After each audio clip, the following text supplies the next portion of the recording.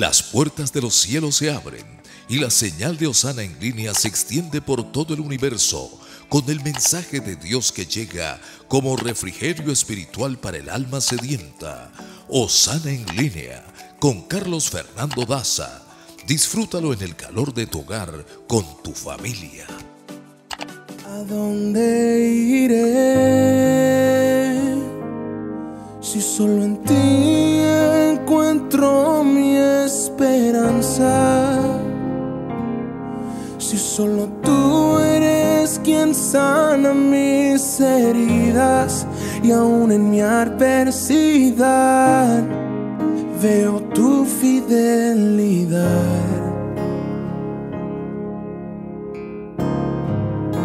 ¿A dónde iré si en medio del dolor me has abrazado?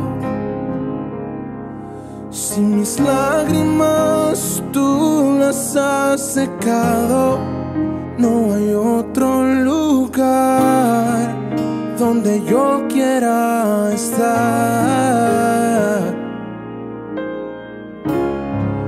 que en los brazos de papá, en los brazos de papá, en los brazos de papá.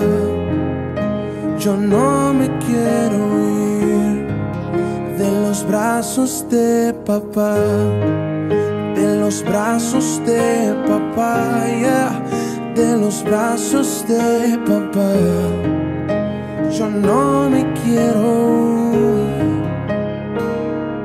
Cuando los días son extremadamente raros, como que no tienen sentido, imagínense la motivación que uno pueda tener cuando te levantas y no le encuentras norte, ni sur, ni oriente, ni occidente a lo que estás viviendo, a lo que estás pasando, una circunstancia de esas tan difíciles que uno piensa, ¿será que Dios me envió un juicio, verdad? ¿O será que me estoy manejando mal? Porque tenemos esa concepción, decía yo en aquel mensaje, de que si atravesamos un momento difícil, a todos de una vez se nos viene a la mente un pensamiento y es, ¿pero qué estaré haciendo mal? O tal vez es el momento de recordar que tal vez sí hemos estado haciendo algo malo y que necesita ser corregido, pero no es una buena motivación empezar el día con un corazón derrotado, con un corazón afligido. Yo sé que muchos apenas se levantan y ponen las noticias y escuchamos de las guerras y escuchamos de las muertes y escuchamos de los secuestros y escuchamos de violaciones. Bueno, yo no sé si esa sea una manera correcta de empezar el día, porque claro, los noticieros dicen que comience bien el día, bien informado, pero la buena información no es sino el desastre que está ocurriendo en el mundo. Pero ¿qué decir del día anterior, de la noche anterior? Tal vez recibiste una mala noticia, tal vez te propusiste lograr algo aún siguiendo las instrucciones de Dios y de pronto amanece y te encuentras que la puerta no se abrió o las cosas no salen como uno espera. Es decir, ¿qué puede pensar uno de esos días? Porque claro, y siempre menciono lo que dice Juan, mi hijo, que de la manera como comienzas el día, así vas a terminar. Y claro, si mi estado de ánimo está bien, lo más probable es que la atmósfera de la familia, del lugar donde yo trabajo, va a ser también muy positivo porque tengo mi fe agigantada y convicciones del favor de Dios en mi vida. Pero aún así creo que hay una lucha interna sobre cuando estás caminando en el Señor o estás juicioso, juiciosa, diligentemente acercándote a Dios y te encuentras obviamente que algunos días, algunos momentos, algunos lugares no tienen que ver nada, ¿verdad?, con lo que tú pensaste que podía pasar. Y eso nos ocurre a todos, ¿verdad?, que nos encontramos con días o en lugares donde no vemos el norte ni el sur. Miren, estuve pensando, por ejemplo, en la vida de Noé. Aquí en el libro de Génesis, un ejemplo, un par de ejemplos nada más, para que vean que no somos los únicos los que tenemos este tipo de situaciones. Imagínense Noé y su familia, pero por causa de Noé, Dios fue el único que encontró digno de ser salvado, ¿verdad?, junto a su familia en el diluvio. Pero lo que me llama la atención es que Noé, temeroso de Dios, reverente delante de Dios, pregonero de la justicia de Dios, Dios le dice: Noé, constrúyeme un barco en un lugar donde se debía construir este barco, el arca, el famoso arca de Noé. Pero saben, yo no me alcanzo a imaginar qué pudo haber pasado en el corazón de Noé cuando Dios le dice: bueno, constrúyeme un arca, constrúyeme un barco gigante para que allí lleguen todos los animales. Y Dios le dio las especificaciones de cómo debía ser la madera con la que debía construir el barco. Bueno, Noé no era ingeniero, Noé no era arquitecto, Noé trabajaba sembrando uvas. Esa era la profesión de Noé, viñador. Entonces, claro, si a mí Dios me pide un acto de obediencia de ir a construir un barco donde no llueve, es ahí cuando yo entiendo que esto de la fe es una locura por completa y no me queda sino obedecer lo que Dios pide que yo haga. Bueno, y construyó el arca. ¿Recuerdan que Abraham, Dios le pidió, después de haberle prometido un hijo siendo viejo y siendo su esposa estéril, finalmente nace Isaac, el hijo de Abraham y de Sara, y Dios le pide que lo sacrifique, y Abraham se va juicioso una mañana a una montaña, y en esa montaña, cuando su hijo le pregunta y le dice: bueno, papi, y a ver pues el cordero, y Abraham dijo: bueno, Dios proveerá. Y saben, el único que podía proveer era Dios, porque en ese lugar, en esa montaña o en ese monte donde Abraham pensaba sacrificar a Isaac por mandato de Dios, lo más probable es que se encontrara con un oso o con un leopardo. Pero bueno, apareció el cordero recién nacido. Es decir, si yo me pongo a pensar, a intentar entender cómo es que terminó un corderito allí se le apareció a Abraham, lo único que puedo pensar es en un milagro, y que Dios definitivamente no solamente es tan poderoso y es creador, porque es capaz de hacer y de crear cosas donde no las hay, pero no me puedo imaginar el corazón de Abraham, ¿verdad? Creyendo que Dios iba a proveer donde era imposible que apareciera un cordero. Bueno, la historia de Moisés. Después de 500 años, Dios lo llama a liberar al pueblo y efectivamente el pueblo sale guiado por Moisés. Moisés viendo que Dios lo está guiando y terminaron en un valle donde era el valle preciso para hacer una emboscada. Es decir, para que llegaran los enemigos y acabaran con todo el pueblo de Israel y acabaran también con Moisés. Se encontraron en ese valle, no había escapatoria, y el mar de frente y los enemigos atrás, y el pueblo quejándose y chismoseando y murmurando contra Moisés. ¿Y qué creen? Bueno, ustedes ya saben la historia. Dios se encargó de abrir el mar.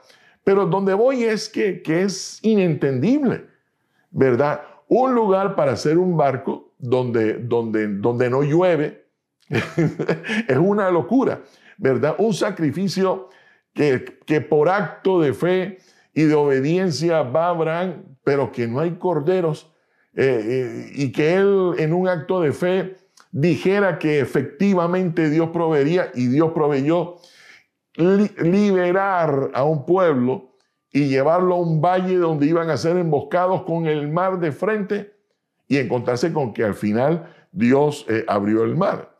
Hay un pasaje interesante en el libro de Jeremías que me parece otra locura, que Dios le dice a Jeremías: ve a la casa del alfarero y ve a la curtimbre, que allí yo te voy a hablar. Ahora, no sé si usted sabe que es una curtimbre, es una especie de mesa donde se pone el barro y con un palo se le da hasta que el barro quede de cierto espesor, ¿verdad? Que es cuando se comienzan a hacer las vasijas. Bueno, el Señor le estaba diciendo a Jeremías que allí en la curtimbre era donde Dios le iba a hablar.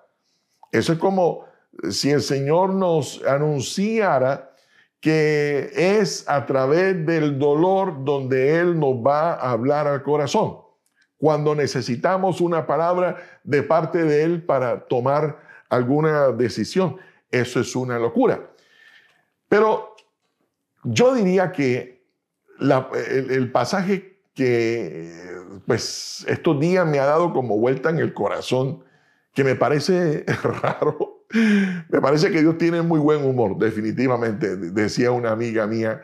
Dios tiene muy buen humor, pero miren, en el libro del profeta Nahum, Dios dice que quiere llevarnos al desierto para allí enamorarnos y que nos volvamos a Él y nos reconciliemos con Él. Entonces, claro, yo sé que el desierto puede ser una prueba. Yo sé que el desierto puede ser el instrumento que Dios use para que yo me arrepienta. El desierto y estos problemas que tenemos, que a veces sentimos que no podemos con ellos, puede ser la manera que Dios está usando para entrenarnos y formarnos, y todo lo que hemos aprendido es el desierto. ¿Para qué Dios usa el desierto? Pero yo nunca me había fijado que Dios también puede usar el desierto, los problemas y las dificultades para enamorarnos. Usted dice, eso es una locura, eso es imposible. Pero bueno, voy a colocar algunos ejemplos que no tienen que ver exactamente con la Biblia, pero tal vez las canciones que tocaron tu corazón, que a tu juicio fueron las más hermosas que escuchaste, románticas, fueron escritas en momentos de dolor, como muchos de los salmos, donde se menciona una guerra, una aflicción, pero después se logra ver la gloria de Dios. ¿Puede Dios usar ese problema que estás atravesando como el momento para que tú te enamores de Él? Puede ser, puede ser.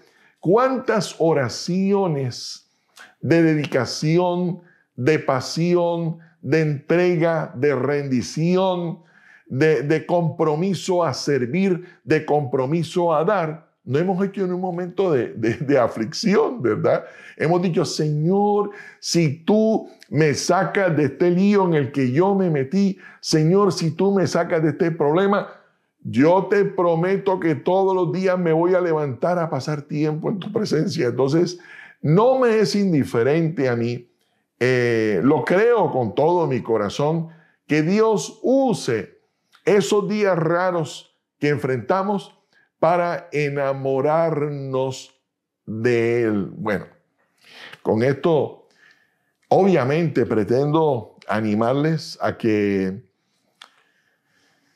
reflexionemos y aprendamos, porque bueno, pudiéramos seguir hablando aquí, por ejemplo, de Ezequiel en el Valle de los Huesos Secos, etcétera, etcétera. Pudiéramos hablar de muchas situaciones que cuando la leemos de corrido no le encontramos sentido, pero que al final tienen para nosotros una enseñanza, una verdad que debe quedar en nuestro corazón, como por ejemplo, estar atravesando un valle de adversidad, de dificultad.